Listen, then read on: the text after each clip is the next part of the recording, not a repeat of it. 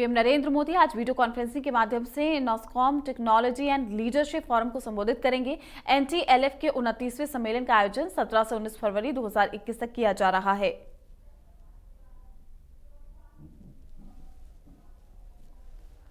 ये सम्मेलन national association of software and service companies का अग्रणी आयोजन है और इस साल के आयोजन का विषय shaping the future towards a better normal.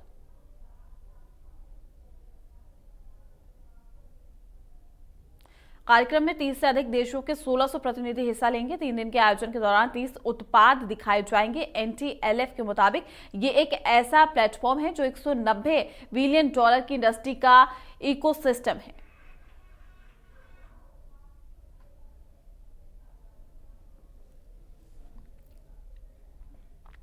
PM Modi 28 फरवरी को करेंगे मन की बात। कार्यक्रम के लिए पीएम मोदी ने आम जनता से सुझाव मांगे हैं। ट्वीट करके लिखा है कि प्रेरणादायक उदाहरणों से जनवरी में हुई मन की बात में कला, संस्कृति, पर्यटन और कृषि नवाचार से लेकर विविध विषय पर चर्चा हुई है।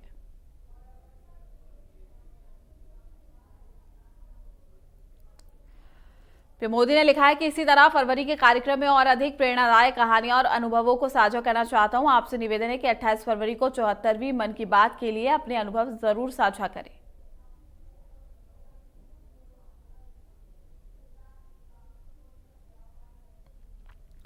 राष्ट्रपति रामनाथ कोविंद ने किरण बेदी को पौंडुचेरी के उपराज्यपाल के पद से हटा दिया। राष्ट्रपति भवन से जारी विज्ञप्ति के मुताबिक राष्ट्रपति ने निर्देश दिया है कि किरण बेदी पौंडुचेरी के उपराज्यपाल नहीं रहेंगी।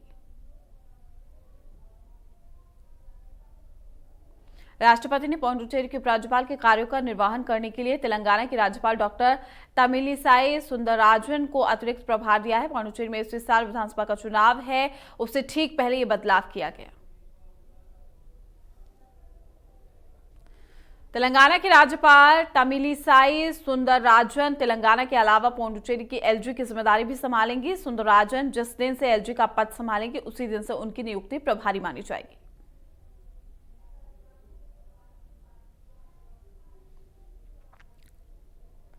सीधी और सतना के बीच में बड़ा सड़क हादसा हुआ है। शहडोल से रीवा आ रही बस नहर में गिरी है। हादसे में 49 लोगों की मौत हो गई है, वहीं 7 लोग लापता हैं।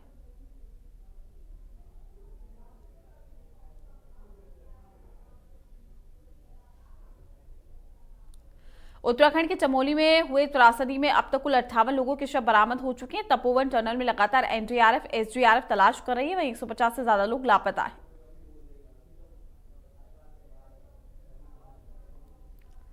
कृषि कानूनों के खिलाफ किसान आंदोलन का 84वां दिन है। दिल्ली के अलग अलग बॉर्डर्स पर किसानों का आंदोलन जारी है। तीनों काले कानूनों के खिलाफ भी आंदोलन जारी है।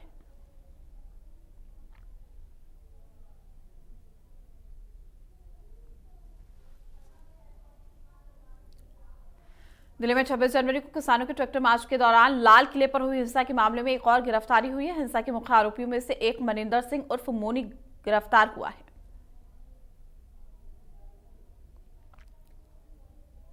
पुलिस ने आरोपी से तलवार जब्त की है। दिल्ली पुलिस के मुताबिक लाल किले पर हुई हिंसा की कई तस्वीरें भी सामने आई थी, जिसमें मनिंदर सिंह 2 तलवारों को लहरा रहा था। पुलिस कर्मियों पर बर्बर हमला करने के लिए लोगों को प्रेरित भी कर रहा था।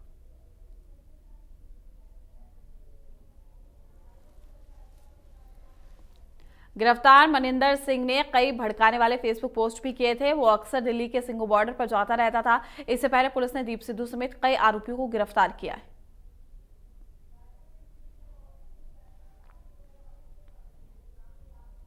हरियाणा के अंबाला के गोवर्धन नगर में 2 गुटों में खूनी झड़प में हो गई है और झड़प में एक युवक की जान चली गई है। उसके पिता गंभीर रूप से घायल हुए।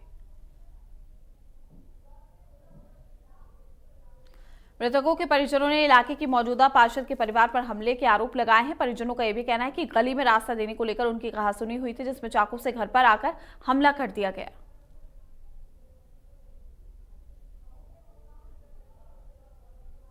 मामले की सूचना मिलते ही सिविल अस्पताल में भारी पुलिस बल तैनात कर दिया गया है और मौके पर पहुंची पुलिस ने मामले में जांच शुरू कर दी है। SHO ने कहा है कि मामले की जांच की जा रही है, दोषी को बख्शा नहीं जाएगा।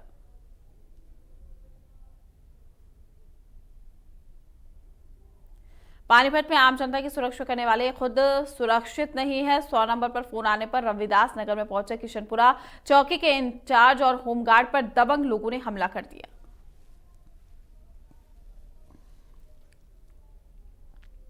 होमगार्ड पर चाकू से वार किया गया। चौकी इंचार्ज से भी हाथापाई हुई है। वारदात के बाद आरोपी मौके से फरार हो गए। होमगार्ड की शिकायत पर 4 लोगों के खिलाफ केस दर्ज किया गया।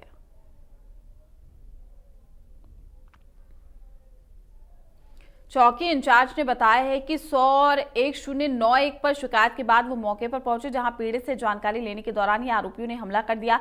आरोपी ने पीड़ित के परिवार के साथ भी मारपीट की थी।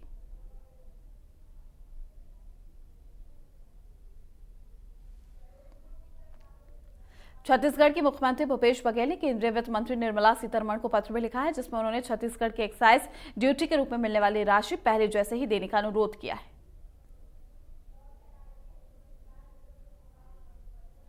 कोविड महामारी के दुष्प्रभावों के चलते आर्थिक गतिविधियों में विपरीत असर पड़ा है, जिससे राज्य के राजस्व में 30% की कमी संभावित है। ऊपर से केंद्र को जीएसटी की 3,700 करोड़ रुपए की राशि भी नहीं मिल रही है।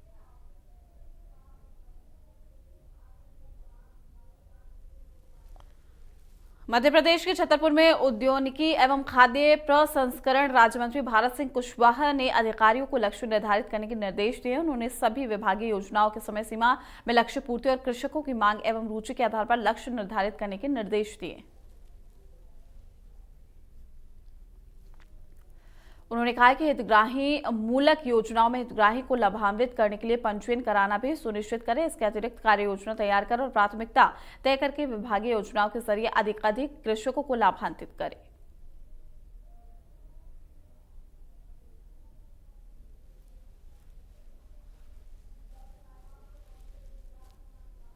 सीहोर के लाडकुई वन विभाग के डिप्टी रेंजर एमएल दोहरे का रिश्वत लेते वीडियो सोशल मीडिया पर वायरल हो रहा है, जिसमें वन विभाग के डिप्टी एक फर्नीचर के दुकानदार से पैसे लेते स्पष्ट रूप से दिख रहे हैं।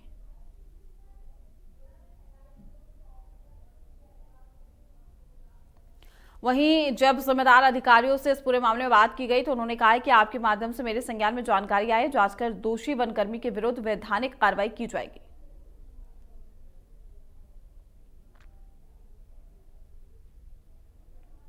मंडला में रेत की किल्लत के चलते रेत कारोबारियों ने कलेक्टर का घेराव किया। उनके साथ मजदूर, गृह निर्माण ठेकेदार और आम आदमी भी शामिल थे।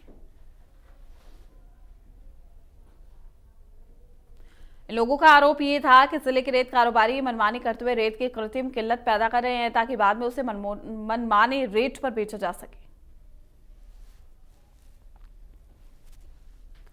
स्कूल शिक्षा विभाग ने छत्तीसगढ़ के बिलासपुर में पिछले 11 महीने से बंद स्कूलों को 15 फरवरी से छात्रों के लिए खोल दिया है। शासन ने अभी कक्षा 9 से 12वीं तक के स्कूली छात्रों की उपस्थिति होने के आदेश भी जारी किए। लंबे समय के बाद जब छात्र छात्रा स्कूल पहुंचे तो उनके चेहरे की खुशी देखते ही बन रही थी। चूंकि लगभग 1 साल से स्कूल बंद हुआ था, लेकिन उनके मन में कोरोना संक्रमण का बिल्कुल भी भय नहीं दिख रहा था और ना ही स्कूल प्रबंधन ने कोई तैयारी कर रखी थी।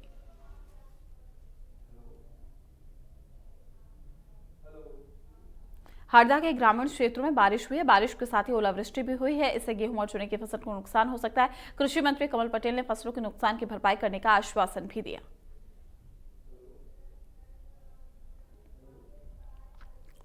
कोरोना वायरस पर काबू की स्थिति के बीच में देश में इस वायरस का नया रूप पाया गया है। कोरोना का यह नया स्ट्रेन दक्षिण अफ्रीका और ब्राजील से आए लोगों में पाया गया है। 4 लोगों में दक्षिण अफ्रीकी और एक शख्स में ब्राजील वेरिएंट पाया गया है। कोरोना के ये नए वेरिएंट सामने आने के बाद सरकारें भी अलर्ट हो गई है। चारों लोग जनवरी में भारत लौटे थे।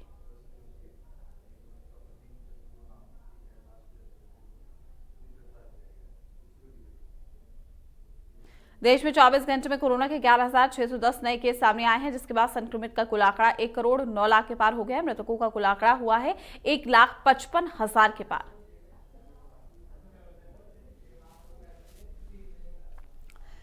प्रदेश में पिछले 24 घंटे में 60 नए कोरोना के केस सामने आए हैं। वहीं एक भी मौत दर्ज नहीं हुई है। संक्रमित का कुल आंकड़ा 3,19,000 के पार हुआ।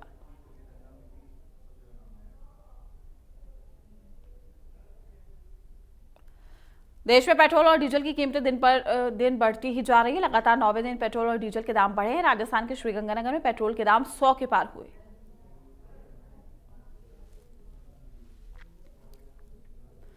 दिल्ली में पेट्रोल की कीमत 25 पैसे बढ़कर 89 रुपये 54 पैसे प्रति लीटर और डीजल की कीमत 25 पैसे बढ़कर 79 रुपये 95 पैसे प्रति लीटर हो गई।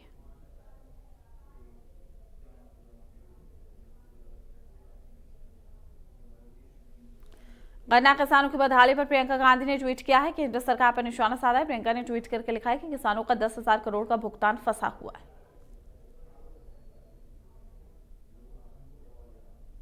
प्रियंका ने ट्वीट करके लिखा है कि केंद्र ने आय दोगुनी करने का वादा किया था, लेकिन यह वादा झूठा निकला है। हमारे किसान खेती और इलाज के लिए लोन ले रहे हैं।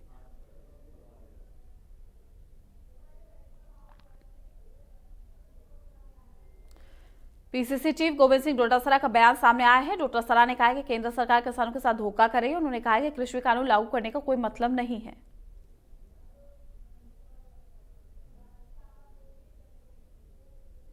जयपुर में राज्य स्तरीय बालिका पुरस्कार समारोह का आयोजन इंदिरा गांधी पंचायती राज संस्थान सभागार में हुआ है। समारोह में शिक्षा मंत्री गोविंद सिंह डोटासरा के साथ शिक्षा विभाग के प्रमुख शासन सचिव अपर्णा अरोड़ा, परियोजना निर्देशक डॉक्टर भंवरलाल मौजूद रहे।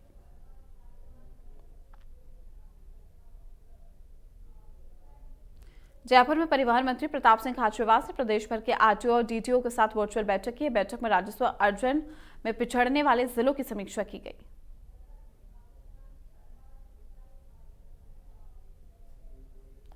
अलवर राज्य मंत्री टीकाराम जूली ने राजीव गांधी अस्पताल पहुंचकर करीब 250 पीपीई किट का वितरण किया है। मौके पर अस्पताल के पीएमओ, वरिष्ठ डॉक्टर समेत कई लोग मौजूद रहे।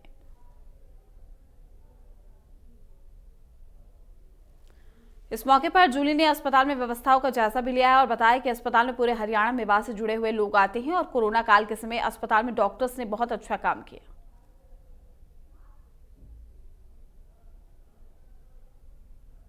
जयपुर में मुख्य सचिव निरंजन आर्य ने शासन सचिवालय में साल 2019 और 20 से 2020 और 21 की बजट घोषणाओं और जन घोषणा पत्र में शामिल योजनाओं में क्रियान्वयन के संबंध में अधिकारियों के साथ बैठक की। मुख्य सचिव ने अधिकारियों को निर्देश दिए कि योजनाओं को समय पर पूरा किया जाए। उन्होंने कहा कि सभी विभाग अपनी बजट घोषणा की प्रगति नियमित रूप से CMIS पोर्टल पर अपडेट करें।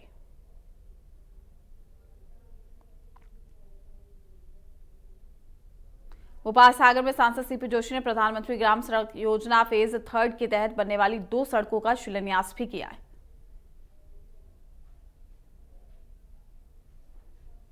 1.034 लाख की लागत से इन सड़कों का निर्माण होना है। इस दौरान सांसद ने पारी का खेड़ा में पेयजल के लिए ट्यूबवेल, पाइपलाइन और हर घर में पेयजल का नल लगवाने की घोषणा की।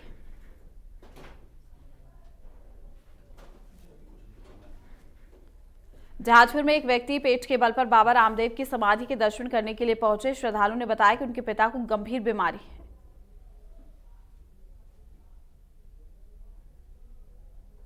अपने पिता के स्वास्थ्य की कामना करने के लिए वह शख्स रेंगते हुए बाबा की अखंड ज्योति के लिए रवाना हुए हैं। जहाजपुर पहुंचने पर लोगों ने फूल बरसाकर उनका स्वागत किया। उन्होंने बताया कि रामदेवरा पहुंचने पर उन्हें 700 दिन लगेंगे।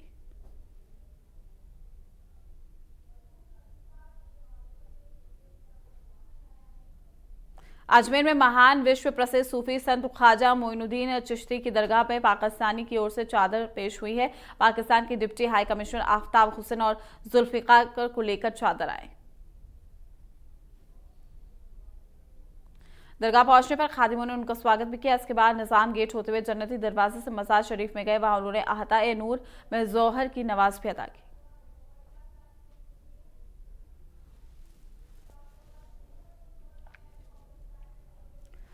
अजमेर में ख्वाजा गरीब नवाज के 809वें उर्स के मौके पर लोक जनशक्ति पार्टी के राष्ट्रीय अध्यक्ष और सांसद चिराग पासवान ने अपने आवास से ख्वाजा मोइनुद्दीन चिश्ती की मजार अजमेर शरीफ के लिए चादर भेजी थी।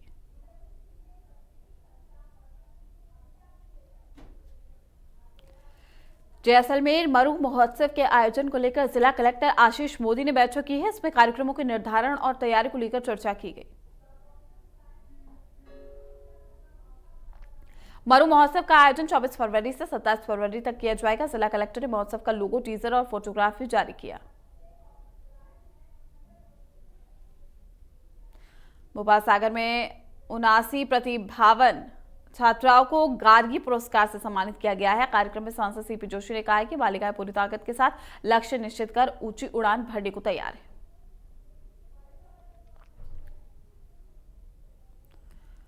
मंत्री जोशी ने छात्राओं को सलाह दी है कि अपने अंदर के विद्यार्थियों को कभी मरने नहीं दे। मौके पर कपासन विधायक अर्जुन लाल जीगनर, प्रधान हेमेंद्र सिंह राणावत मौके पर मौजूद थे।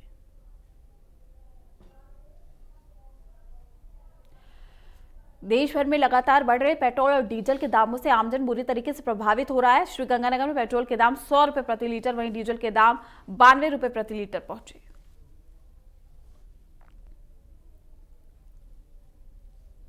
भरतपुर के कुम्हेर इलाके में 6 युवकों ने युवती के साथ गैंगरेप किया है। इसके बाद परिजनों ने आरोपियों के खिलाफ थाने में शिकायत भी दर्ज कराई। आरोपियों ने परिजनों को जान से मारने की धमकी दी। मामले में पुलिस ने कार्रवाई की और एक आरोपी को गिरफ्तार किया। वहीं 5 आरोपी अभी पुलिस की गिरफ्त से फरार चल रहे हैं।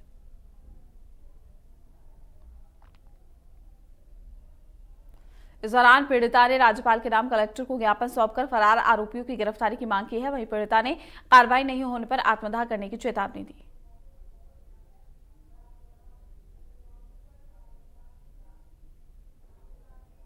सरदार शहर में बंदूक की नोक पर 14 साल की बच्चों के साथ गैंगरेप के मामले में पुलिस ने कार्रवाई करते हुए 2 आरोपियों को गिरफ्तार किया। एक नाबालिग आरोपी को निरुद्ध किया और वहीं दूसरे को गिरफ्तार कर लिया गया।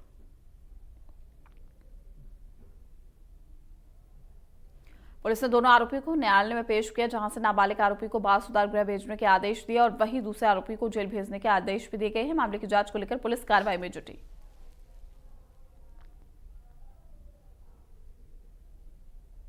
जयपुर एयरपोर्ट पर कस्टम विभाग ने बड़ी कार्रवाई की और शारजहां से आए यात्री के पास से सोना बरामद भी किया। यात्री के पास से विदेशी मार्को सोना के 2 बिस्किट बरामद हुए। बिस्किट की कीमत 10 लाख रुपए बताई जा रही है। फिलहाल कस्टम विभाग के अधिकारी यात्री से पूछताछ कर रहे हैं।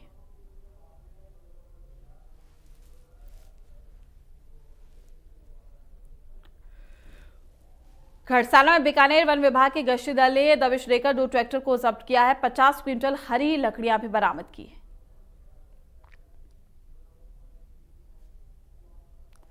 गश्ती दल ने दोनों ट्रैक्टर खरसाना वन विभाग को सौंप दिए हैं। वन रक्षक ने बताया कि लकड़ियों और ट्रैक्टर को जब्त कर आगे की कार्रवाई की जा रही है।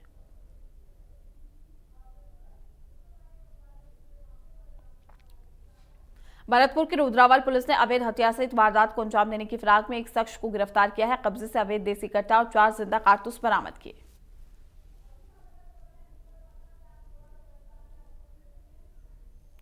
मुखबरी की सूचना पर पुलिस मौके पर पहुंची। पुलिस को आता देख आरोपी भागने लगा, लेकिन पुलिस ने उसे गिरफ्तार कर लिया और तलाशी भी लिया। आरोपी के खिलाफ आर्म्स एक्ट में मामला भी दर्ज किया गया।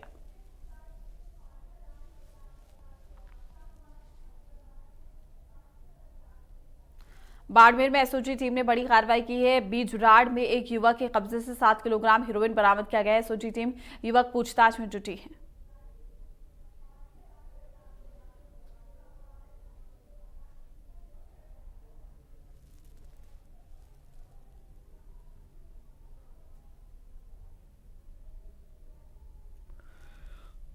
कोटा की सड़कों पर परिवहन विभाग के कर्मचारी ट्रकों से अवैध उगाही कर रहे हैं। एक ट्रक ड्राइवर ने परिवहन विभाग पर आरोप भी लगाया कि गाड़ी के सारे कागज होने के बावजूद उन्हें अधिकारियों को पैसा देना पड़ता है।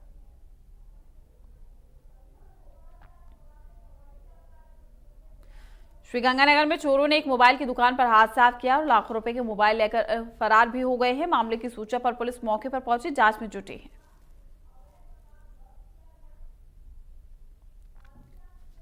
बूंदी में नकली सोना देकर इंदौर से आए सैलानियों से 5 लाख की लूट की गई थी। साथ ही सोना लेने आए लोगों के साथ मारपीट भी की गई। घटना में 3 लोग घायल हुए।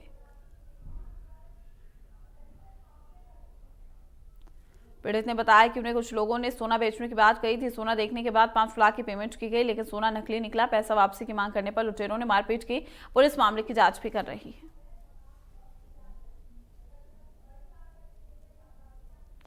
अजमेर में चोरों ने 2 दुकानों के ताले तोड़कर वारदात को अंजाम दिया। दोनों ही दुकानें तंबाकू उत्पाद की है और चोरी की पूरी वारदात सीसीटीवी में कैद हो गई। पुलिस आरोपी की तलाश कर रही है।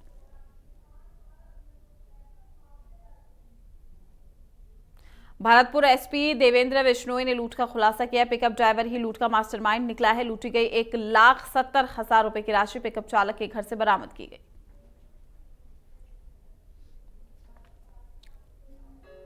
सामान्य बाइक सवार बदमाशों ने बाइक सवार 2 लोगों को ही लूटा है। बाइक सवार युवक से पैसे और मोबाइल लेकर फरार हो गए। पीड़ित युवक ने थाने में केस दर्ज कराया।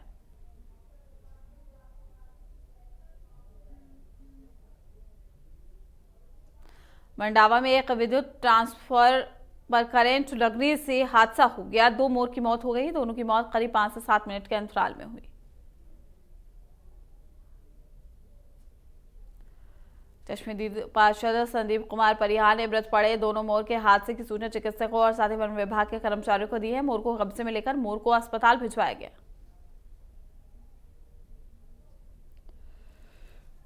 कामा के चावड़ माता मंदिर में चोरी और फायरिंग का मामला भी सामने आया। अज्ञात चोरों ने मंदिर के महंत पर फायरिंग शुरू कर दी थी और एसपी देवेंद्र बिश्नोई ने मंदिर पर हुई घटना का मौके का मुआयना भी किया।